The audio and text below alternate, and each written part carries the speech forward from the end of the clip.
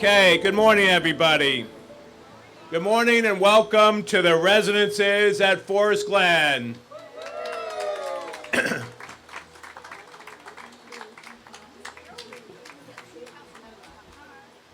What a beautiful day. Okay, it's a little hot, but what a beautiful day to commemorate this remarkable transformation. And I want to thank all of you for coming out to this ribbon cutting ceremony as we celebrate the power of vision, perseverance, and partnership. The journey to this day began many years ago when MHP first acquired the Forest Glen Apartments. It was showing its age and was clearly at the end of its useful life. And MHP had a vision for something that would be better to serve the community and something that would provide a beacon of hope for low-income families here in Montgomery County. Feels like just yesterday when our staff was here watching the old 72-unit, dilapidated building get demolished. And out of that rubble, something remarkable has arisen. 189 new affordable homes within walking distance of the Forest Glen Metro.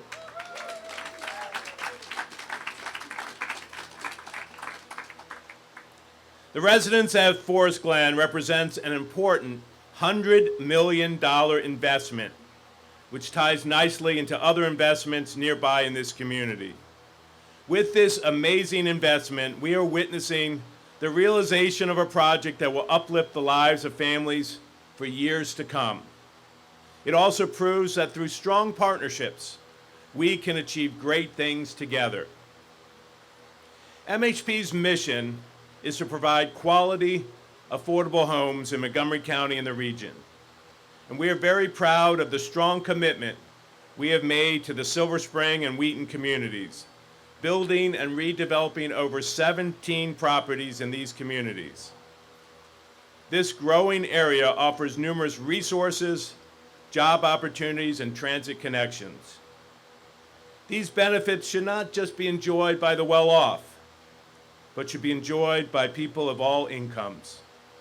We are very proud to say that 100% of the apartments here are reserved for people making less than 60% of the area median income.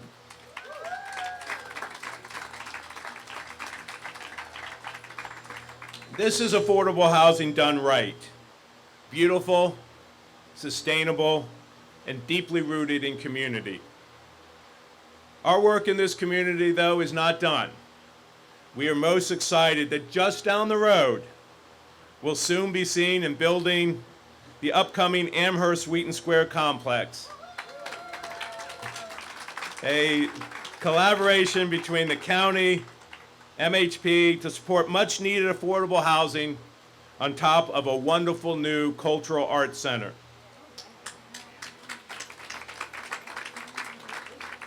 Now, we did not redevelop the residences at Forest Glen alone, and I want to acknowledge the hard work and support of so many partners and stakeholders. I want to acknowledge just how much it takes to work together to make a deal like this happen.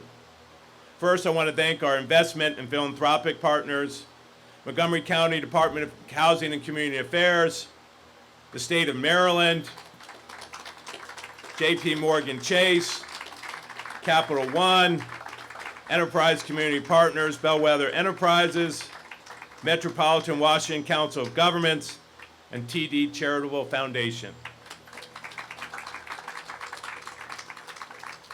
We appreciate their contributions. This project is a testament to our shared vision of delivering quality, affordable housing to the people of this county.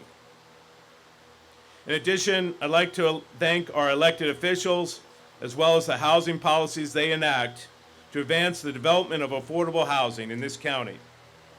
We are very fortunate to have so many leaders who support our work and support affordable housing. Yes, let's give them a round of applause for that. So I'd like to recognize a few of the elected officials and other dignitaries who are here with us today. We have County Executive Mark Elridge, the Secretary of DHCD, Jake Day, Maryland Senator Jeff Waltricker, Artie Harris, the Chair of the Montgomery County Planning Board. He brought his cheering section, and got Councilmember Andrew Friedson and Councilmember Natalie Fanning Gonzalez.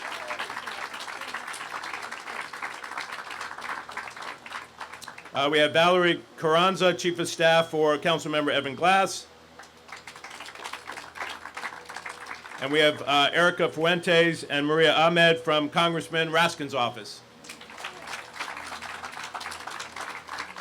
And I just do want to acknowledge that we do recognize there are other council members who wanted to attend, but since today is council meeting day, there were certain limitations. So please understand that. Is there any other elected or other dignitary that I've missed? Raise your hand. Okay. I also want to recognize MHP's Board of Directors. We have a few who are here today. We have our board chair, Bill Caldwell, Nancy Holland, and Christine Kaufman. What's that? And we have a few former board members, Lucy Freeman, Rhonda Cunningham-Holmes, Cynthia Rubenstein, and I probably missed some others. But if you're here and I missed you, raise your hand. But let's give it up to the board members. They give of their time and their talent, volunteer, and very helpful to me. And all this is not possible without the wonderful MHP staff. Let's give it up for MHP staff. If you're on the MHP staff, please raise your hand, get acknowledged. Yeah, let's hear it.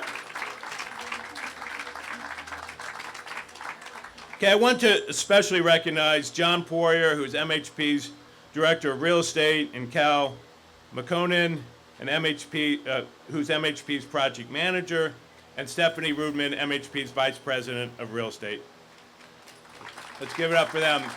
They worked tirelessly on this development. This is not easy work, not for the faint of heart. And their team definitely handled the steps and processes that made this dream a reality. You know, it really takes hard work and perseverance to make a project like this a reality, and I just can't thank them enough. I also want to give a special recognition to Artie Harris.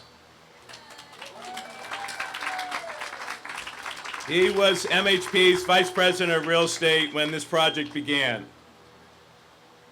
He was here when the development and our vision for it was just a glimmer of hope. And he showed great poise, patience, and perseverance. The 3 Ps, I'll call them, in working with the prior owner to acquire this property and then shepherding it through the entitlement process so we could build 189 affordable homes here. We taught him so well that he became the planning board chair. So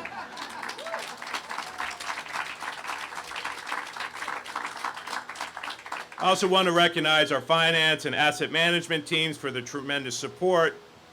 I also want to give special thanks to LaToya and the Brick and Story team, as well as MHP's advancement team for orchestrating this ribbon-cutting event so wonderfully. Please raise your hand.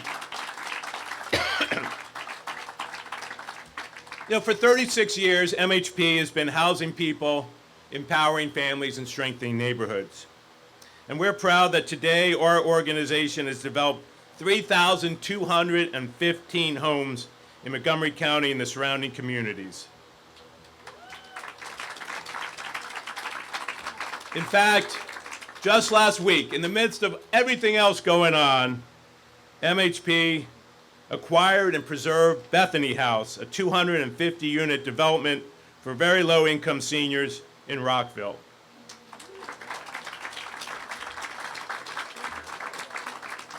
Our work never ends. And we're most excited to share the residences at Forest Glen with you today. The beauty and efficiency of its design exceeds what is typically seen in affordable housing. Floor-to-ceiling windows and stylish finishes illuminate the apartments. Common spaces such as playground, 2 community rooms, a rooftop terrace, garden boxes, a fitness center, a business center with Wi-Fi, indoor and outdoor gathering spaces, and attractive landscaping truly elevate the property. Every corner, let's hear it. Okay, let's hear it. Yes, Nina knows. Every corner of this building was really designed with dignity and joy in mind. And we hope many of you will be able to see these features. Either you saw them earlier on our tour or we'll see afterwards. Our work, though, is not just about the bricks and the mortar and the wonderful design features of the building. It's also about providing a pathway of opportunity. Through MHP's community life programs, we are providing preschool education, after-school programs, food distributions, health promotion, and much, much more.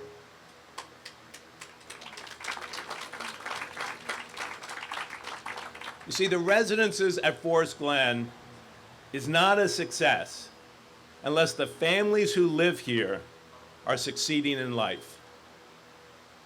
So you will have the honor, this will be truly an honor, in a few minutes to meet one of our new residents, Nina, a very special resident. At the end of the day, our goal is to provide affordable and supportive housing and a supportive place to call home for our teachers, our firefighters, our health providers, construction workers, retail employees, and others. They work hard every single day to make our lives better. They play an essential role in our community. They are what makes Montgomery County a great place to live. And it is affordable housing that ensures that they can continue to live in this county and enjoy the benefits of this wonderful community. Finally, I'd like to say that many of you are here today because of your support for MHP. In the last 3 years, MHP has been engaged in a $20 million capital campaign.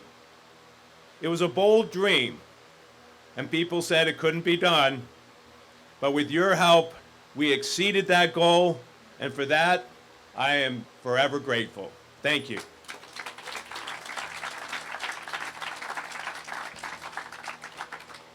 First, I'd like to introduce the County Executive, Mark Elridge. He is a good friend of MHP's. We've worked closely with him over the years, going back to his council days in City Tacoma Park, to his council days on the county council, and now with as the county executive. He's been a big supporter of affordable housing. He spends a lot of his time thinking about how do we make affordable housing affordable in this county, and how we can do more with more and more affordable housing in this county. So it's a great honor to recognize the county executive, Mark Elridge. Is our friend? So this is really exciting project to be at. I'm very happy to be here. I was here when they were starting construction. This thing has come a long way. It's habitable now, and it's a really nice project and a project in the right place. And it's going to make a difference for people being able to live next to the metro. I want to recognize Rob Goldman and the MHP team for your long-term collaboration with the county and for bringing this project to fruition. MHP is an essential player in the affordable housing space here in Montgomery County and has developed more than 3,000 affordable units across the greater region, and all those units matter. It is kind of fun to think that I think a month ago we were in Allium Places in Wheaton. We've brought 400 affordable units to the market in the space of about a month, and that's remarkable.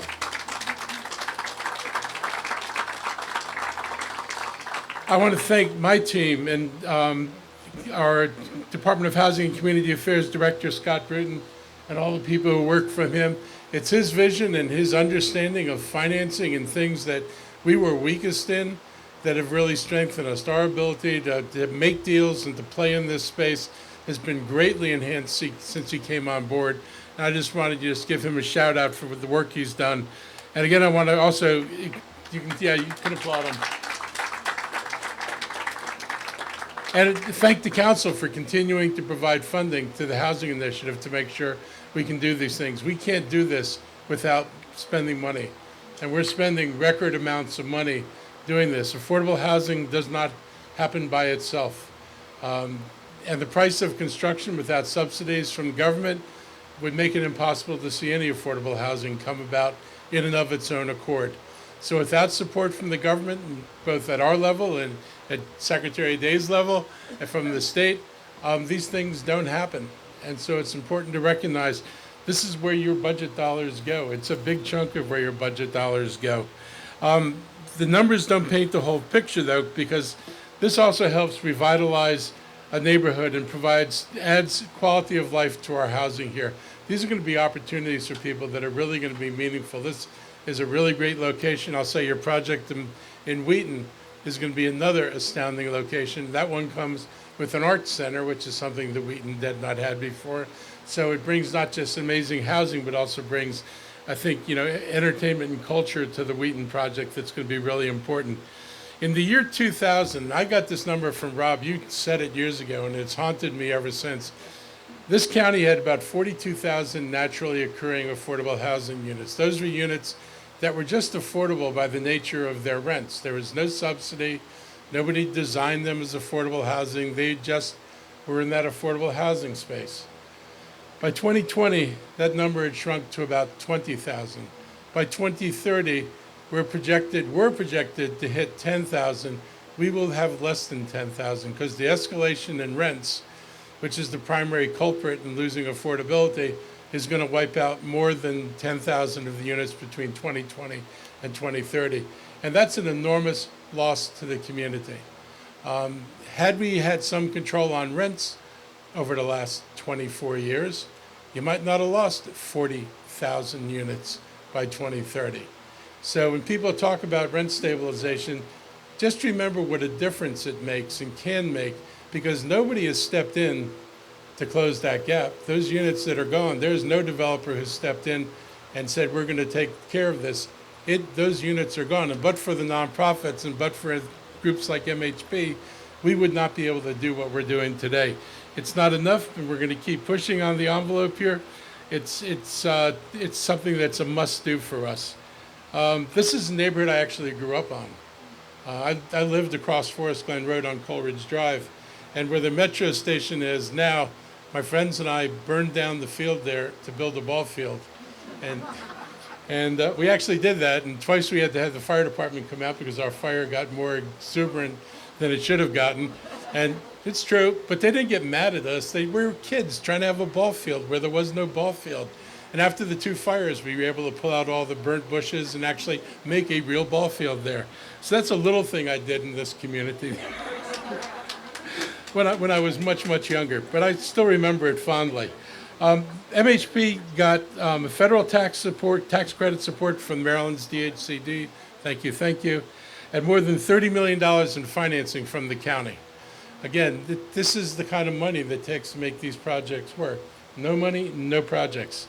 Not only did this to preserve affordable housing, we're also providing 117 more units over than the original 72. And sometimes it's sad to see a building go, and I wish the previous owner had actually maintained the building. That was not the case, and it necessitated its removal. But it's a great victory to wind up with these many units and to be able to put this project together. So I'm excited. I really think that, the county's put itself in a good situation in terms of the ability to build. As long as we can keep the faucet turned on for money, we can continue to do this. And I got to say, we're worried about what comes out of Washington, because what comes out of Washington ultimately is going to impact the state and impacts us. Hopefully some of the changes in the law will not be total disasters, and we'll figure out how to use the law to the best of our advantage. But it's important that we have that kind of support. There are other projects in the works. There's the Chimes in North Bethesda that's got 163 units. I want to thank HOC for stepping in on Battery Lane, where Park and Planning had rezoned these really nice gardens for high-rises, and the number of affordable units after the high-rises have been built would have been a fraction of the number of affordable houses that were there. HOC stepped in, blocked the development of that project, and those units are going to get preserved. So disappointing that the plan's not going to get built as planned, but I'm actually thrilled the plant's not getting built as planned because those people would have been gone. And also Hillendale Gateway in the east side of the county, you can see 2 towers going up there now. These are the first projects in the east side of the county, 460 affordable units at the Beltway in New Hampshire Avenue. So there's a lot we're doing, a lot we're going to keep doing. We had $121 million in our fund for preservation and production. It enabled us to create and preserve 2,000 affordable homes. That's a lot of housing that we've been able to hang on to or build. We're going to keep doing it. I'm confident the council will continue supporting this. It's been a priority, for a while. We understand, everybody's gotten the message. Money works, talk doesn't do so much. So hopefully the money will keep coming and we'll keep building what we need to build. And we'll have partners like MHP to make sure we can get this done. And we have a state who actually comes down here, visits, and actually does work with us. It's like such a pleasure to have someone in the state government that actually works with the county government. Thank you, Jake.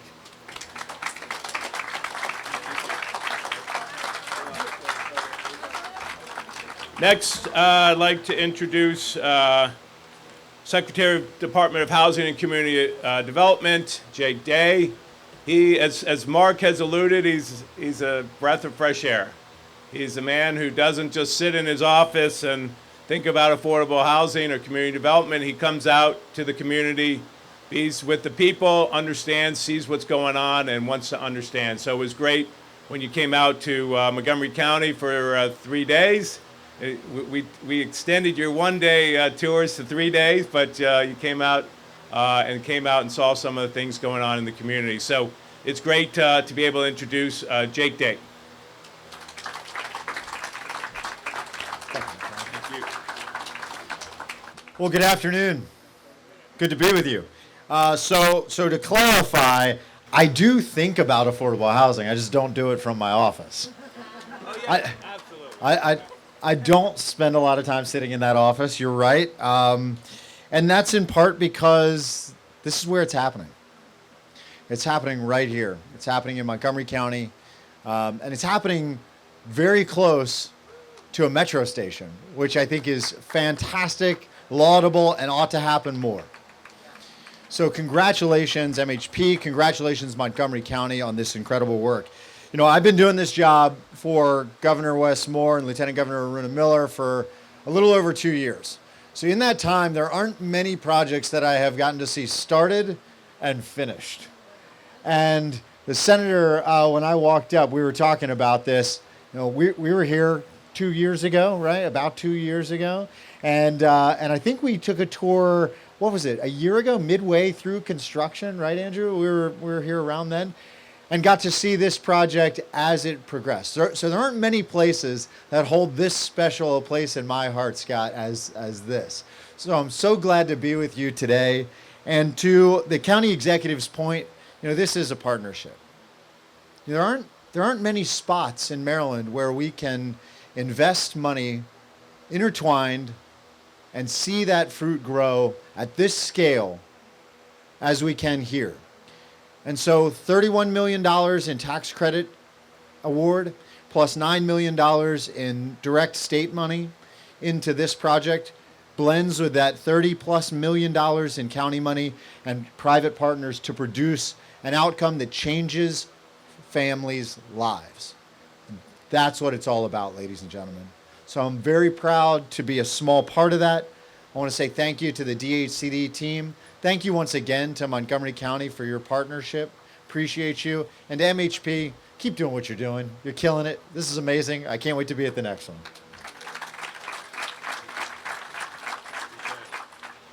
one. Next, I'd like to introduce Erica and Maria from Congressman Jamie Raskin's office.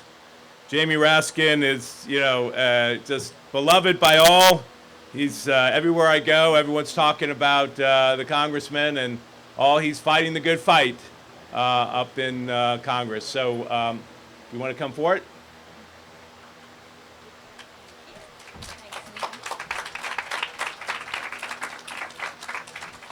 Hi, everyone. My name is Erica Fuentes, and this is my colleague Maria Ahmed. We're here today on behalf of Congressman Jamie Raskin, who unfortunately couldn't be here today, but sends his best wishes and also wishes that he could be here. We are happy to, on his behalf, present this certificate of special congressional recognition to the Montgomery Housing Partnership in recognition of the grand opening of 189 affordable housing units at the residences at Forest Glen. Congratulations and best wishes, everyone.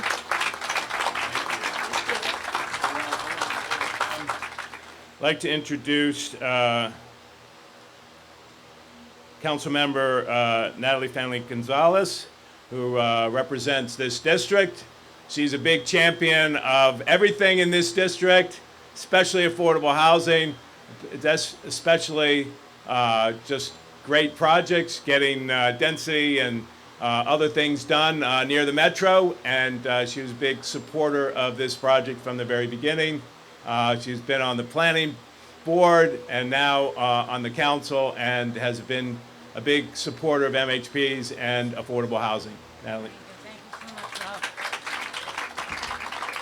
I am so excited because people have no idea. I was in the planning board when I approved the sector plan, then when I approved the site plan, then I was here on the county council when we had the groundbreaking, and now I'm here in the opening. And it's ultra special because of what MHP does in our community. It's not just housing. They provide childcare. They provide services that really uplift the community. And that's what we're trying to do in Montgomery County, to ensure that every single family who lives here has opportunities to succeed. And we need partners like them to continue that work. I am very proud to be on a county council that really pushes forward housing in every single way manageable. So not just to say and romanticize the issue, we all want affordable housing. You gotta walk the talk. You gotta put money in it, and you gotta really make sure that zoning we make zoning changes to really open it up opportunities to build more housing. And this is why I'm not just a council member. I'm just so proud to be part of this county council to push things forward. And with that, I know you're gonna introduce my colleague Andrew Friedson. We have a citation, but I'm gonna read it after Andrew speaks. Is that okay? Yep. All right, perfect. So let's bring Andrew Friedson, Councilmember Friedson, who's chair, I'm gonna get the name wrong, but planning, housing, and something. Planning and housing. Parks. Oh, and parks. But he, from the moment he came on the council, he came to us, the affordable housing community, and wanted to see how he could be supportive of affordable housing. He's been a huge advocate for affordable housing. Has pushed, and I can't even list them all, but he has pushed a lot of legislation like pilots and other things that have been very supportive for the work we do. We can't do that without those policy changes. So thank you, Andrew. Don't forget the parks, planning, housing, and parks, because this is not just about housing, it's about community.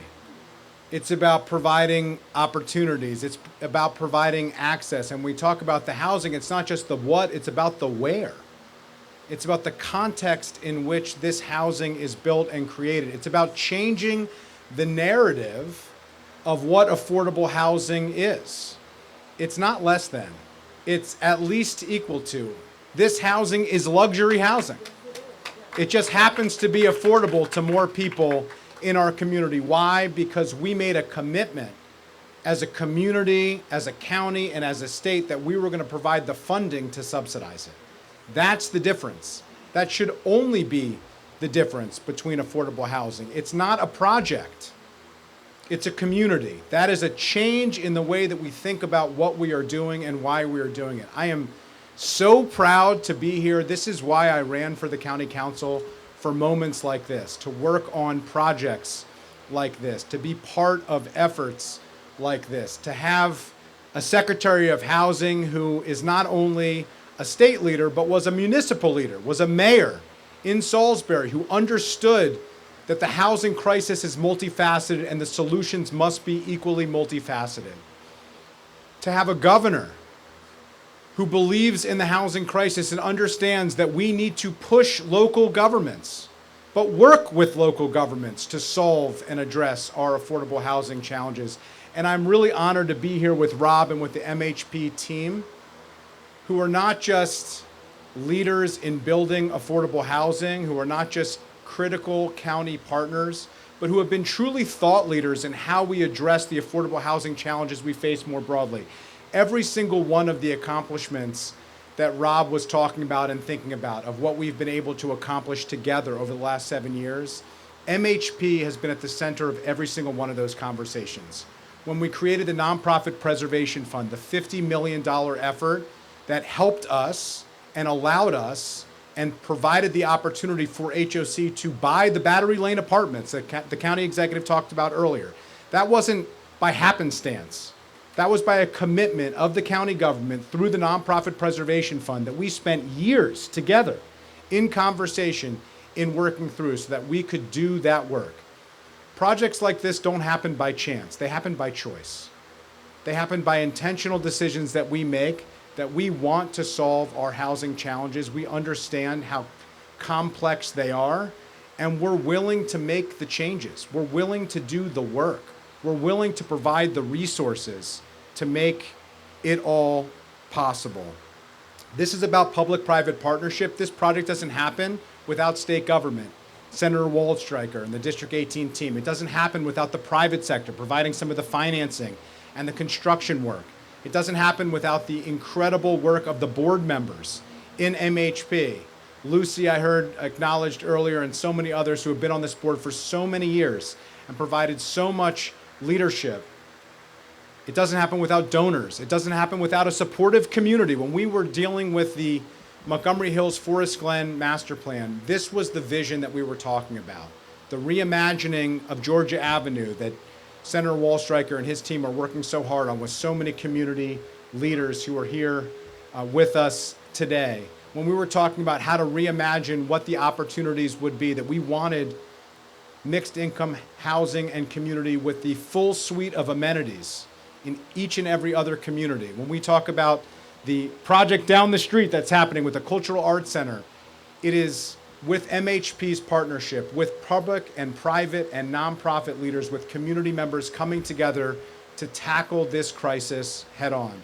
I am so proud to live in Montgomery County. I am so proud to serve as the chair of the Planning, Housing, and Parks Committee, and so honored to be here with a great advocate for this community who has been involved in this project in various capacities on the planning board as its vice chair and now as a county council member. And so I'll call up Councilmember Fonda Gonzalez and we can present this certificate on behalf of all of our colleagues on the county council who are at the council chambers currently. We stepped out in order to be here, but we're here to represent all of them, to show our support for this project, to show our support for MHP, and to show our excitement about what this project and community, more importantly, means to this area, to our county, and to our region.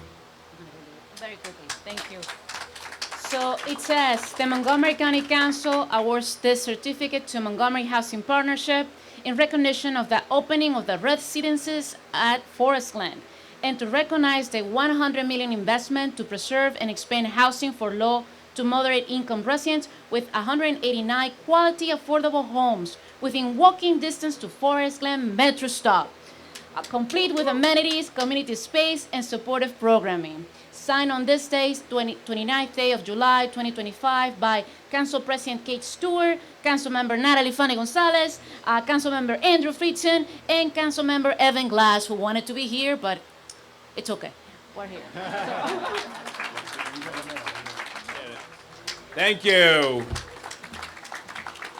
And I also just want to mention, while you're here, Andrew, and I know you guys have to leave at some point, when I referenced that we recently acquired 250-unit senior property in Rockville, very low income, residents would have been displaced if not for us.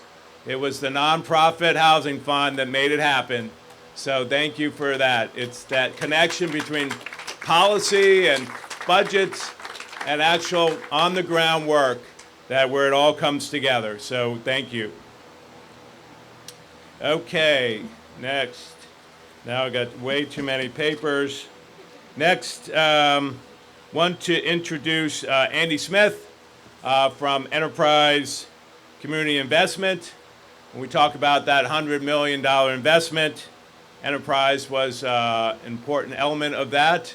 They pulled together investment funds from various investors around the country to invest in affordable housing development. So Enterprise has been a close partner of MHP's for a number of years, not only providing investments, but when it comes to backpack drives and gifts for the kids during the holidays, their staff is out there collecting all that and donating that to our development so we can give it to the kids. So, Andy. Yep. Good afternoon. So I'm an underwriter at Enterprise, which means I am normally chained to my desk, but when I do get away to attend an opening, the thing I like to speak about the most are partnerships. And I think we've heard that word used a lot today as we've been talking about this project.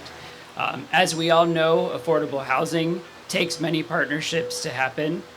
At Enterprise, we believe in partnerships so much that we put partners in our parents' name, Enterprise Community Partners. MHP's name, I believe the P is partnership as well, so it shows up there. And I think that both of our organizations recognize that providing high quality, affordable homes like these takes many partners, and we're proud that MHP shares our mission of ending housing insecurity. So to do a definition, Merriam-Webster defines partnership as a relationship involving close cooperation between parties having joint rights and responsibilities. These parties usually have shared interests and goals. So anyone that's been in affordable housing knows that it takes close cooperation of many partners, each with their unique roles and responsibilities. Our common goal that unites us is creating needed affordable homes, and we have built relationships with one another based on mutual respect and appreciation for our roles in that process. The results of our partnership speak for themselves here today. I'll conclude by thanking all of the partners. There are probably too many of them to name. I'm happy to have had the opportunity to speak with a few of them who have been involved in bringing this project to fruition. I'd like to thank MHP for their partnership and for masterfully orchestrating all of the partners to get this project built. We look forward to many more years of partnership with you.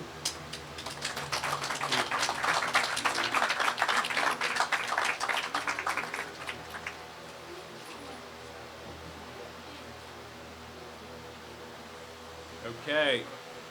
Now, the other piece of that 100 million comes from another piece of that 100 million comes from J.P. Morgan Chase. So we are very honored and appreciate that Jordan Bishop is here to talk about just our partnership. I think that was well said, Andy, and it takes a lot of partners coming together to make it happen. And Jordan, appreciate your company's role in that. Everybody. Like the county executive, I actually grew up not that far away from here on Dennis Avenue, so I was really excited to speak. For the record, I did not engage in any recreational arson. Just my mom's watching. Actually took a first grade class trip to see the grand opening of the metro station here about 35 years ago. We rode the metro from Forest Glen up to Wheaton, which had also just opened, and I understand there's another project in the wings up there. Back in 1990, when those metro stations opened, the median house or home in Montgomery County, I think, cost about $170,000, which is a shocking number if you know what they cost now. The ratio between incomes and house costs and home costs in this area, this county, it's a really desirable place to live, has kind of stretched in the wrong direction from the perspective of a buyer, from a tenant, from a renter. So what do? How do we help? Well, if you're like MHP, my friends here, you roll up your sleeves and you get to work. Anybody who's been in this business long enough knows that things like this take a lot of elbow grease, a lot of brain damage, and a real commitment from our state partners, from our county partners, from our local partners, and from our leaders in the nonprofit sector. JP Morgan's really committed to the project. We're committed to working with MHP. We've done it at least 5 times that I'm aware of. Looking forward to another 5 projects. We've invested $1.6 billion nationwide this year alone to preserve and create at least 8,000 units of affordable housing. And we're really just honored to be part of this, and we really want to commend you guys. I know how difficult these projects are to pull off. It takes a lot of work. You guys made it happen. All the residents benefit. Thank you so much.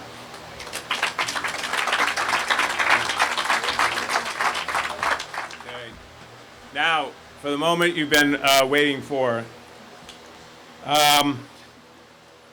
One thing I didn't mention is that, you know, it's just the need for affordable housing. And one indication is that, you know, we had, as we were building, yes, we had some signs up here and there, but as we finished, without much effort, over 900 people signed up to be on the wait list to be able to get affordable housing near the Forest Glen Metro at this development, again, for 189 opportunities. So there's a real need.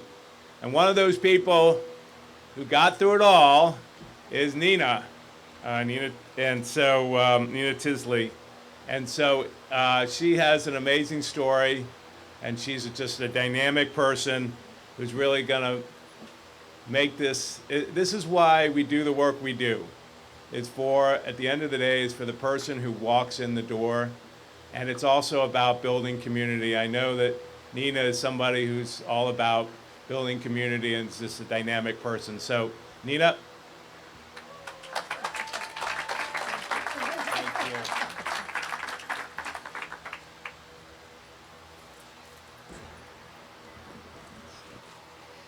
you. Good afternoon, everybody. My name is Nina Teasley, and I'm honored to be standing here today, not just as a resident of this beautiful community, but as someone whose life has truly been changed by it. Now, I'm a talkative and outgoing person, and you might can tell that right off the bat, but revealing my journey is harder because it's personal.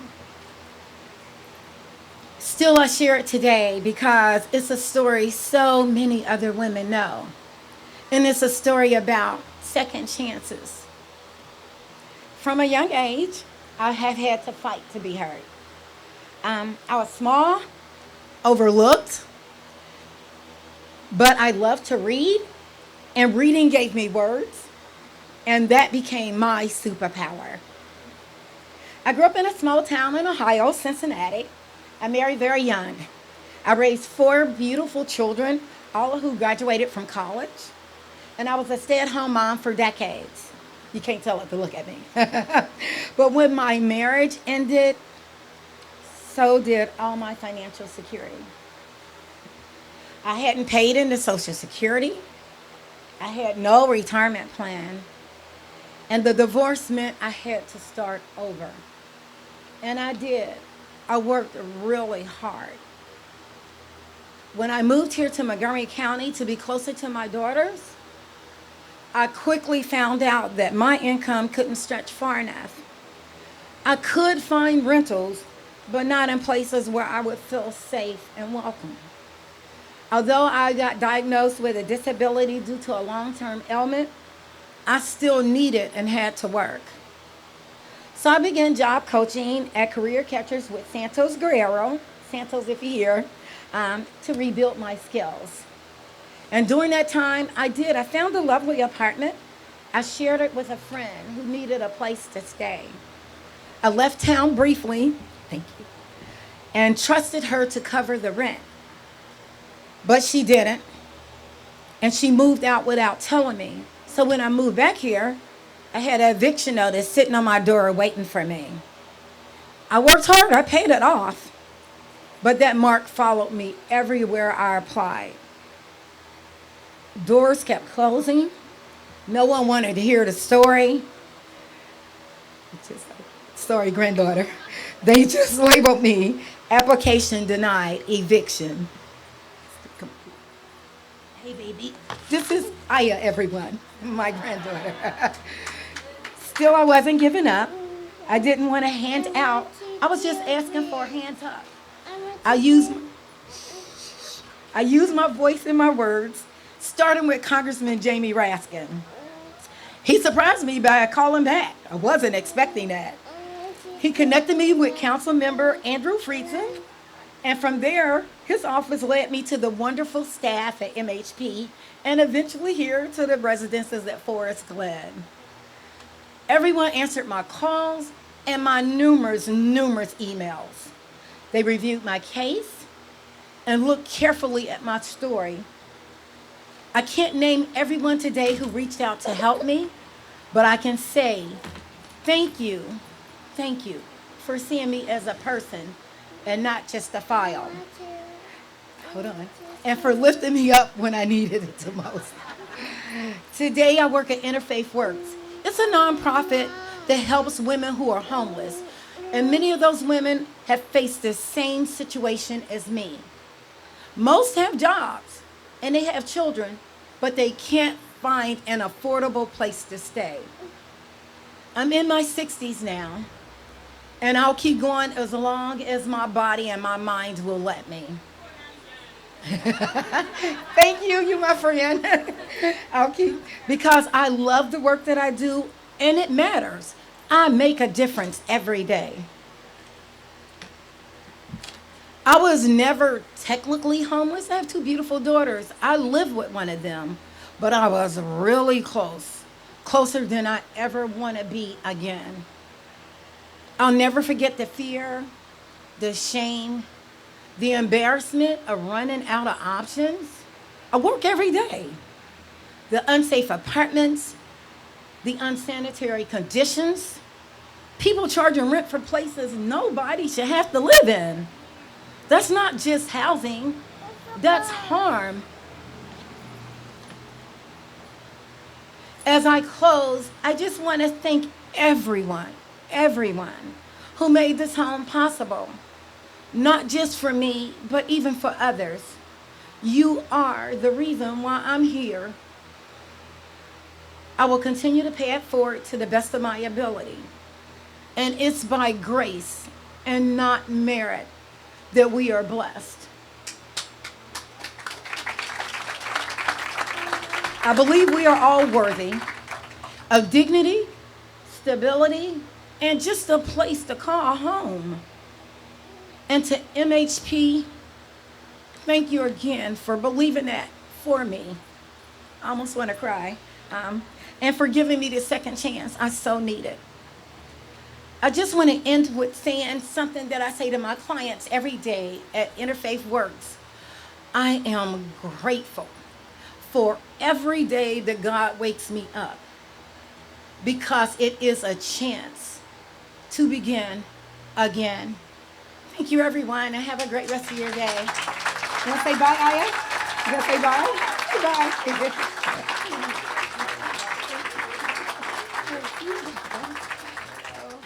Thank you. Nina, that was truly inspiring. I want to thank you for having the courage to share your story. I just say to everyone out here, all your support for the work we do, whether it's someone in MHP's accounting department, writing checks, sitting behind a desk, whether you're a donor, making a support to MHP, or a board member, all the wonderful supporters from the county all the way up. This is why we do the work we do. This is everything that you do to support affordable housing helps someone like Nina. Her story isn't unique.